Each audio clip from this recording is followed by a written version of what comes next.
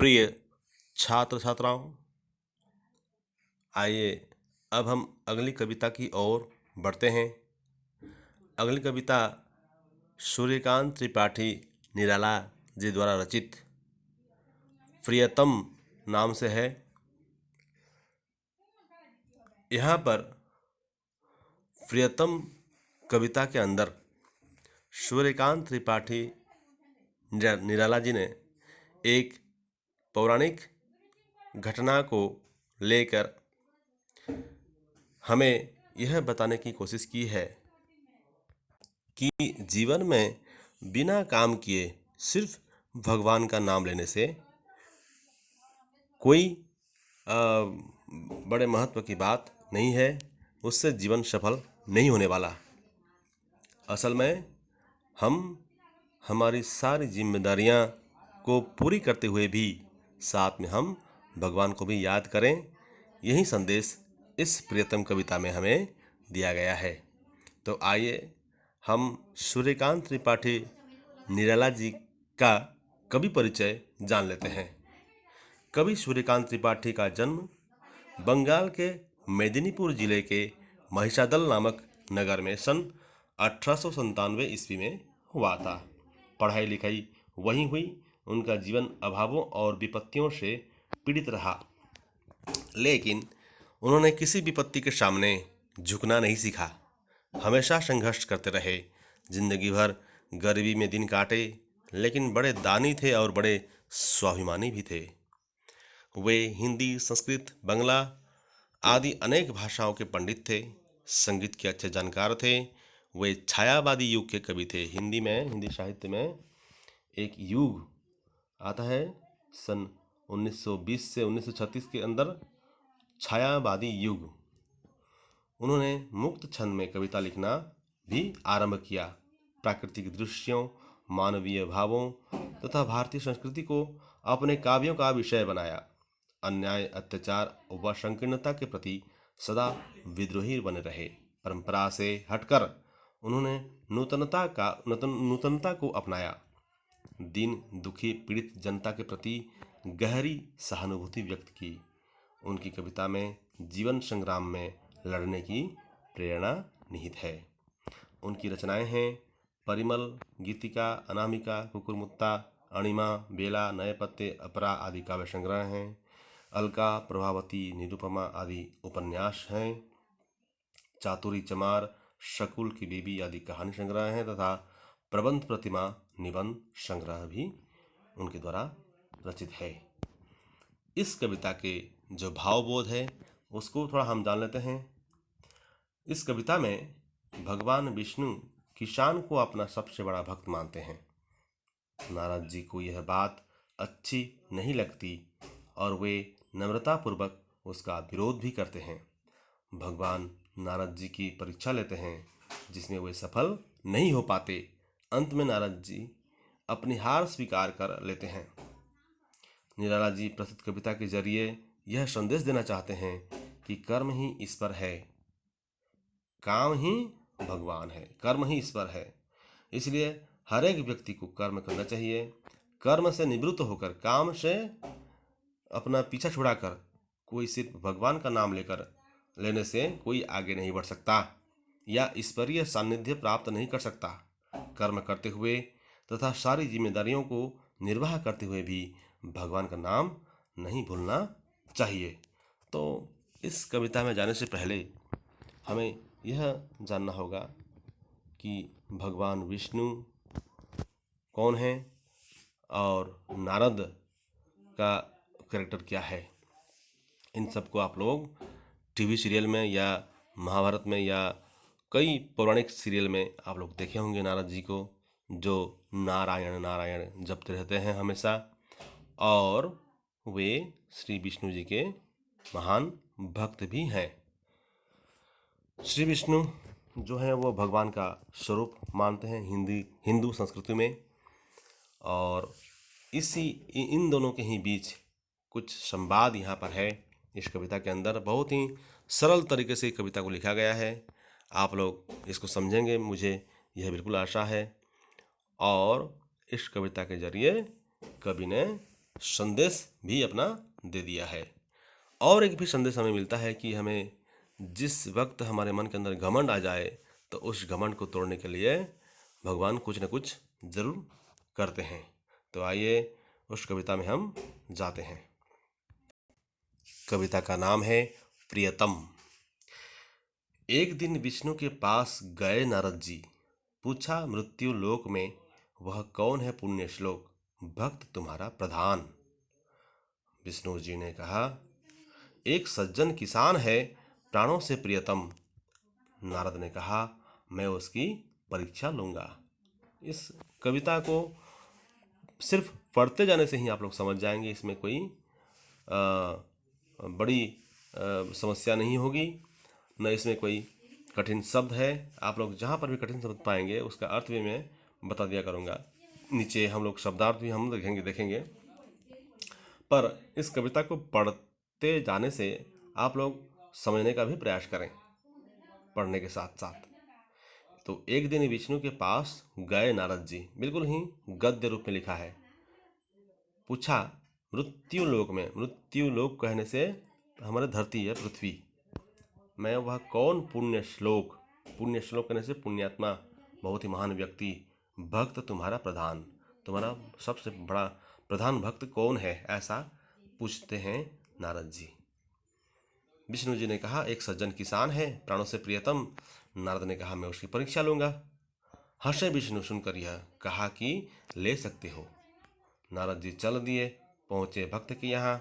देखा हल जोत कर आया वह दोपहर को, दरवाजे पहुंचकर राम जी का नाम लिया। स्नान भोजन करके फिर चला गया काम पर, शाम को आया दरवाजे फिर नाम लिया। प्रातःकाल चलते समय एक बार फिर उसने मधुर नाम स्मरण किया। बस केवल 3 बार नारद चकरा गए। मतलब वह किसान दिन में मात्र 3 बार ही भगवान का नाम लिया और बाकी अपने काम में व्यस्त हो गया। तो इसको देख करके नारद जी चकरा गए। दिवारात्रि जपते हैं नाम ऋषि मुनि लोग, किंतु भगवान को किसान ही यह याद आया। गए हुए विष्णु लोक, बोले भगवान से, देखो किसान को, दिन भर में 3 बार नाम उसने लिया है। तो इस तरह से यह संवाद आगे बढ़ता है। बोले विष्णु नारद जी, आवश्यक दूसरा काम एक आया है, तुम्हें छोड़कर कोई और नहीं कर सकता।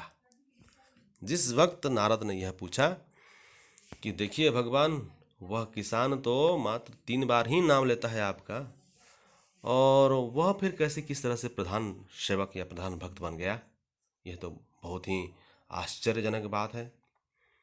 तभी विष्णु ने कहा, नारद जी, आवश्यक दूसरा काम एक आया है, तुम्हें छोड़कर कोई और नहीं कर सकता। साधारण विषय यह बात को विवाद होगा, तब तक यह आवश्यक कार्य पूरा कीजिए।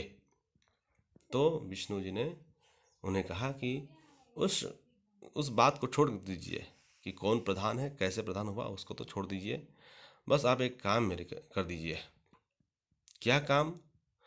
तैल पूर्ण पात्र यह लेकर प्रदक्षिणा कर आइए भूमंडल की। ध्यान रहे सविशेष, एक बूंद भी इससे तेल न गिरने पाए।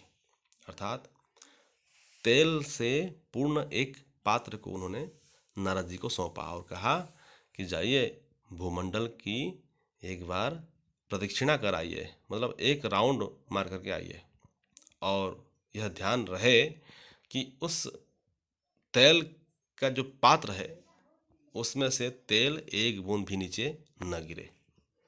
लेकर चले नारद जी आज्ञा पर धृत लक्ष्य, एक बूंद तेल इस पात्र से गिरे नहीं। योगी राज जल्द ही विश्व पर पर्यटन करके लौटे बैकुंठ को।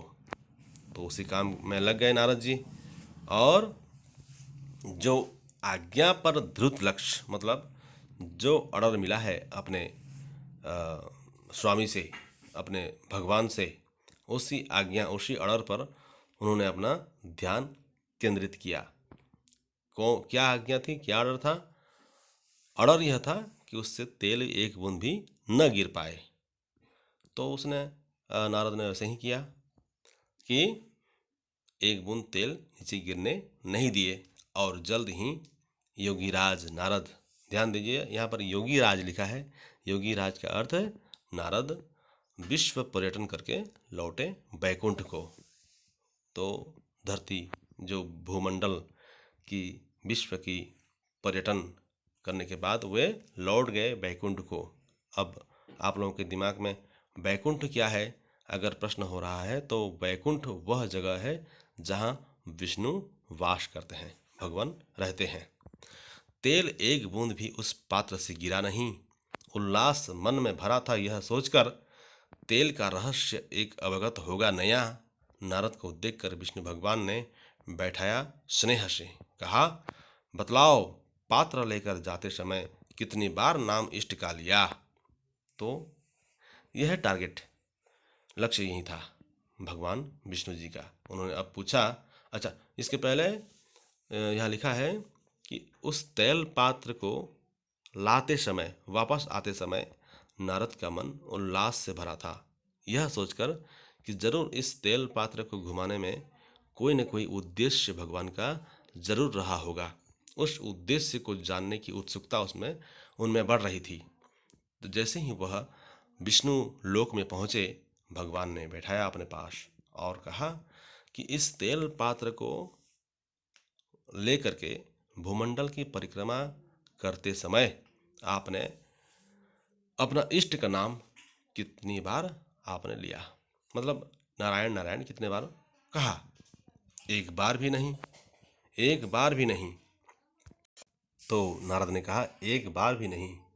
शंकित हृदय से कहा नारद ने विष्णु से, काम तुम्हारा ही था, ध्यान उसी से लगा, नाम फिर क्या लेता। और नारद अब आर्गुमेंट करते हैं भगवान से कि काम तो आप ही का दिया हुआ था और उसी में मैंने ध्यान लगाया। भगवान का काम है तो उसी में ध्यान लगाना भी भगवान को याद करने जैसा है, फिर आपका नाम और कैसे लेता। विष्णु ने कहा, नारद उस किसान का भी काम मेरा दिया हुआ है। उत्तरदायित्व कई लदे हैं एक साथ, उत्तरदायित्व कई लदे हैं एक साथ, सबको निभाता और काम करता हुआ नाम भी वह लेता है। इसी से है प्रियतम। नारद लज्जित हुए, कहा, यह सत्य है।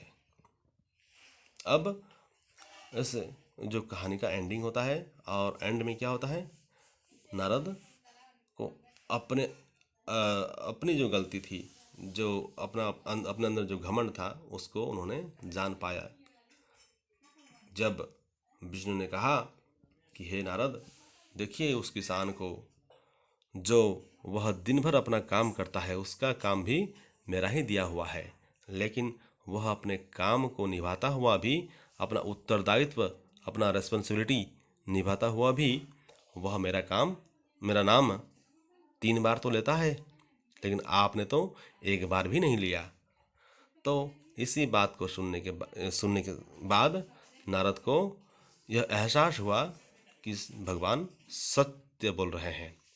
असल में वह किसान किस लिए उनका प्रियतम है, यह उन्होंने जान पाया और अपने अंदर जो सत्य का एहसास कर पाया। तो यही है प्रियतम कविता। नीचे शब्दार्थ है, आप लोग वीडियो को रोकें और जो कठिन शब्द आए हुए हैं उनका अर्थ भी आप लोग देख लें। नीचे जो प्रश्न उत्तर है इसको आप लोग ज़रूर कर पाएंगे, ऐसी मैं आशा करता हूँ। और इस कविता को आप लोग ज़रूर समझ पाए होंगे, ऐसा मुझे विश्वास है। आप लोग इस वीडियो को बार बार रोक करके इस कविता को बार बार सुने और इसको समझने का प्रयास करें। धन्यवाद।